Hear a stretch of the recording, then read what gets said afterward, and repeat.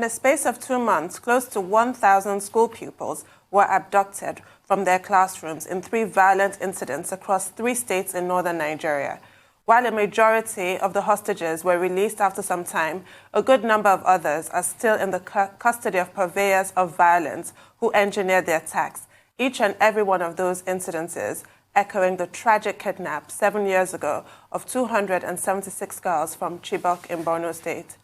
Each and every one of them also bears the imprint of terrorist group Boko Haram, which continues to profess deep loathing for Western education, despite deploying some of the most sophisticated appurtenances of Western education in its operations. Joining us now from Arise Abuja studio to have a conversation is Dr. Ndu Nwokolo, team lead at Nextier SPD, an NGO working deep across the northern axis of Nigeria on socio-economic issues affecting internally displaced persons. He will try to establish a connect between all of that and the Western education is evil ideology of the terrorist group Boko Haram. Welcome to the program. Good morning. Dr. Nwokolo, good morning. Morning, Tundu. Thank you for having me. Thank you, Dr. Abati. Yes, welcome to the program. Good to see you again. But very quickly, after the release of the Kangara 42, a statement that came out of the presidency is that school owners, whether they are private investors or state governments, have a responsibility to ensure the safety of schools in line with the administration's Safe Schools initiative. How can we possibly make schools safe, particularly boarding schools that have become special targets in the northern part of the country? Based on your work in the northern part of the country, what needs to be done? Thank you. I think, let's be honest here, the responsibility to protect actually lies on the state, not on, it doesn't lie squarely on teachers and providers of education.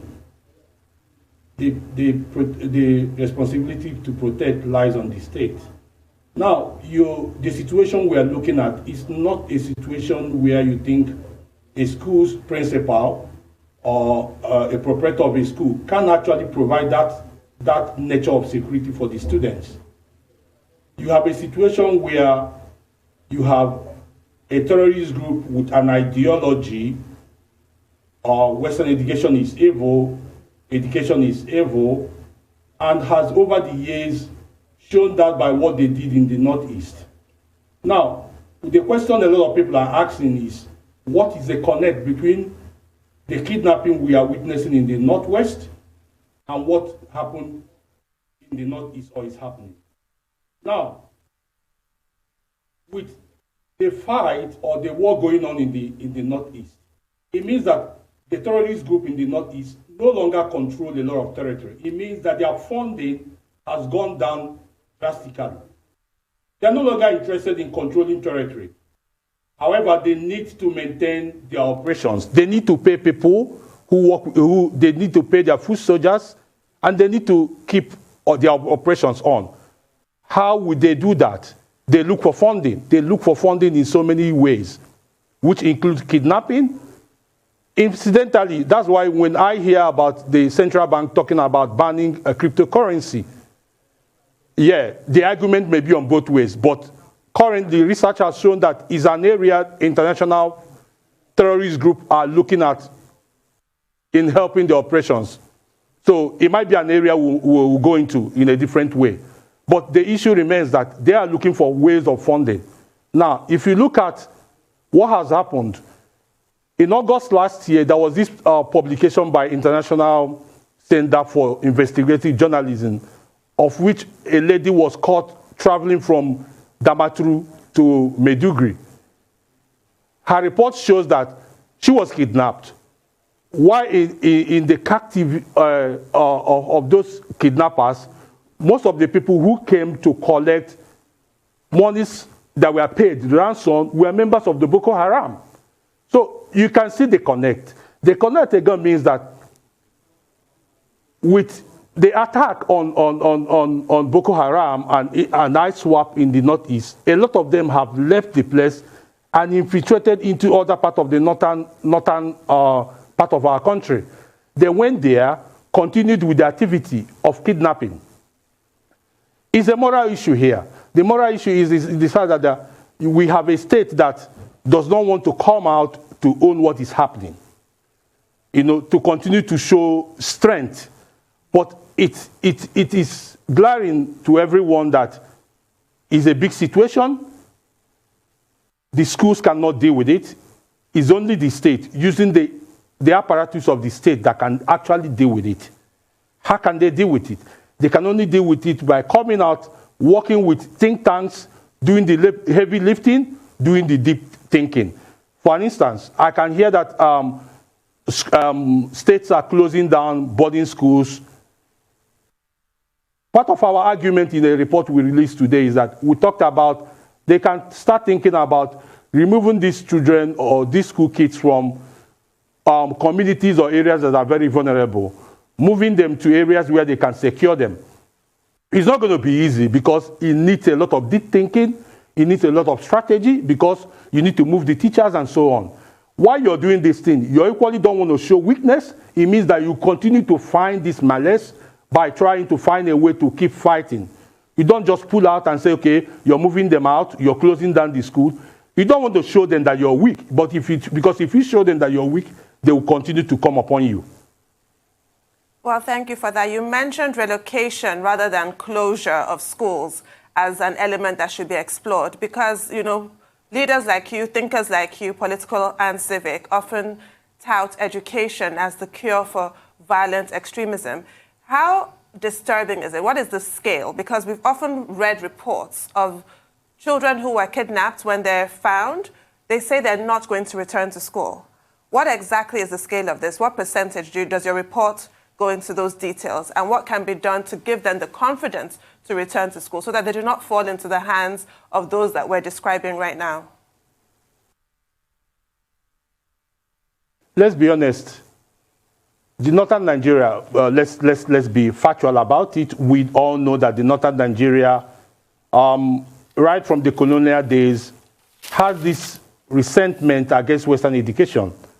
So until over sometimes they started seeing the benefits, and then the benefits from people who took Western education, and then the issue of combining both Islamic education and Western education, forged together, and he moved on. But it does not still mean that there are still parents who are not really, comfortable with it. So with a situation where their kids are being kidnapped when they send them to school, automatically is a ticket for them to withdraw them from school. We are battling with the highest number of out-of-school children in the world. This is going to contribute to the... Dr. Nwokolo, if I could just come in now, could you hold your thoughts? We're going to take a short break and we'll be right back to conclude on that answer. Please stay with us.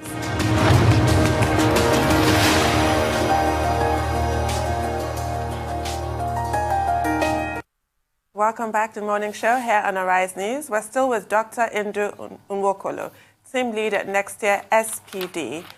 I'm sorry, before we went on the break, you were talking about the importance of, trying to keep children in school.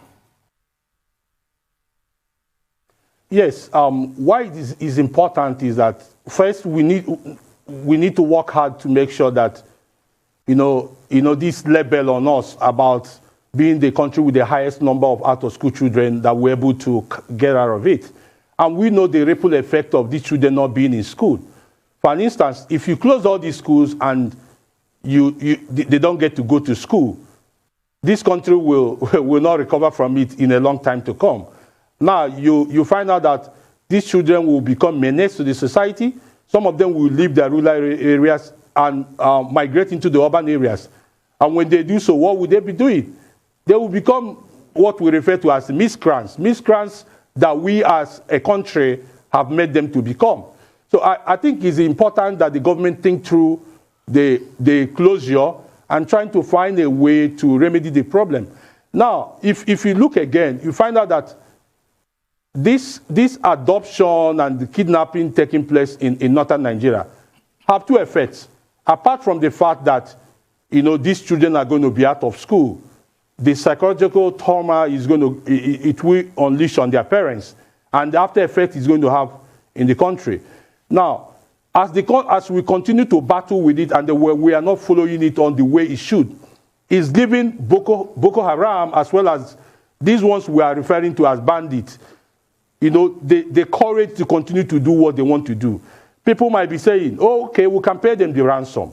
There are moral arguments on both sides. Moral argument from the fact that if you keep paying them, they will keep coming on you.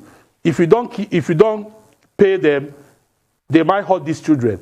But that's where I think government need to work with, you know, think tanks in the country to start developing strategy to solve this. I think part of our problem is that there's no deep thinking. Government wants to do it alone. No, they can't do it alone because the deep thinking might not lie with them. The deep thinking might lie with consulting firms, institutions, you know, and NGOs and CSOs. It might be where the government need to start putting teams together to think around how to remedy this situation. Now, as a country, we should be thinking about how to start thinking about countering their financing. Is this money going to Boko Haram? Who takes this money? Millions of money. We don't come out to say this is the amount they've been paid, but who collects this amount of money? You know, for instance, how is it possible that 317 children will be kidnapped from a particular community? Nobody saw them. How did it happen? What amount of coastal buses or luxurious buses did they come with? It means there's a local connection to what is happening.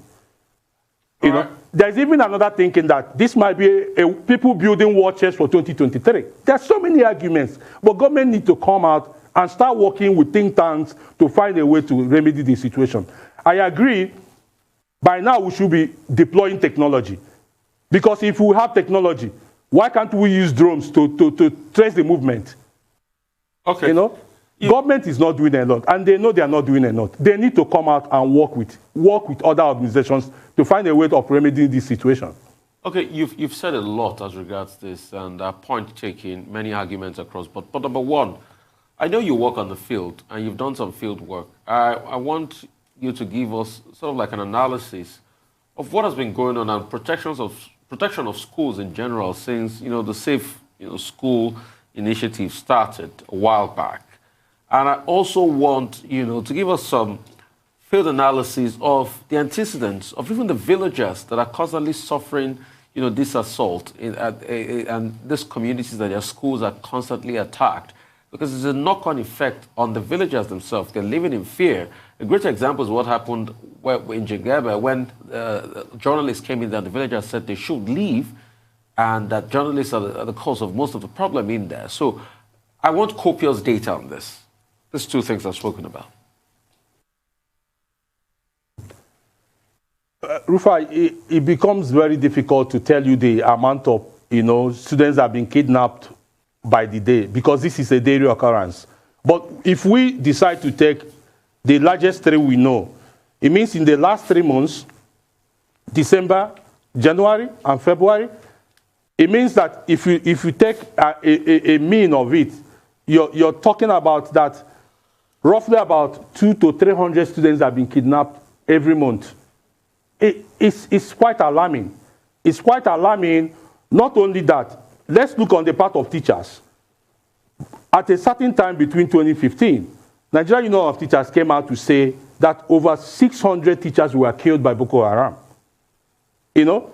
And if you check some data, it shows that we don't even have enough teachers to teach these students. So if you're a teacher, would you want to go to a school where you know you're not going to come back? We are talking about teachers now. We are not even talking about parents. So as a parent, will you send your child to a school you're not going to see your child again? So in as much as these things are happening, if you look at it from a historical angle, this is a society that we are trying to tell that the only way we can break this cycle of poverty is through education. And they've agreed with us. They are sending their kids to school, and these things are happening. Now, you know the funny thing? This might sound crazy, but look at the schools that they are targeting. Some of the schools they are targeting, you might look at them, you might go there, you think the structures are not good. But most of them are the schools where, some of them are like government science schools. Yes? I was looking at it. I saw that the two they targeted were government science schools, where you have some of the brightest there. It's an effect on our country. It's an effect on our country that we are not able to protect our children. Now, let's look at the school initiative that we started the conversation with Gordon Brown Commission. What have we done after that? This is a country that some of our states cannot even adopt the Child Rights Act. So we are only playing to the gallery. Our rhetoric is the only thing helping us. If you walk into most of these communities, you can see the resentment. You can see why some of them sit on the fence. They would rather see no evil, say no evil, because they know that the state cannot actually protect them. So if the state cannot protect them, why don't they keep their cool, not say anything? Now remember, terrorism is a war that has to do with the mind and the heart. You need to win the mind and the heart of these communities before they give you those intelligence that you need. And if they think you can protect them, the highest they will do is just to keep quiet. They won't tell you nothing. So until we start building those strategies that can make them to feel that the state has the ability to protect them, we cannot solve this problem. Well, Dr. Nwokolo, quickly, because we have just about a minute to go. Does it not bother you that some of the people who have been defending these bandits, saying that they are not criminals, they are just aggrieved, are educated people who should know? Amongst them, we have medical doctors, we have professors, and they meet with these people, and they come back and say Nigeria should grant them blanket amnesty.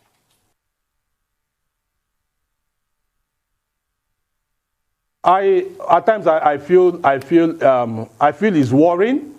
I feel they misunderstand the entire situation. I'm talking as a professional, and I'm talking as somebody who understands it.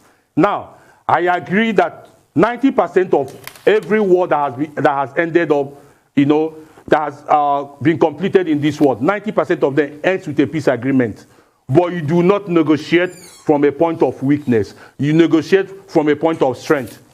Even if we want to give them amnesty, we have to do it in such a way that it is our terms determine how it's done, not them telling us what we should do. Remember when President Yar'Adua gave amnesty to Niger Delta? He gave them time. He said, by this time, if you don't come out, we'll come against you. And they have to comply because they know the Nigerian state has the capacity to clear the whole of the place. Yes, so I guess that's for us to give them amnesty based on their terms shows that we are a weak state and they will continue to come on us. And President Buhari has said that, his government, his administration will not show weakness.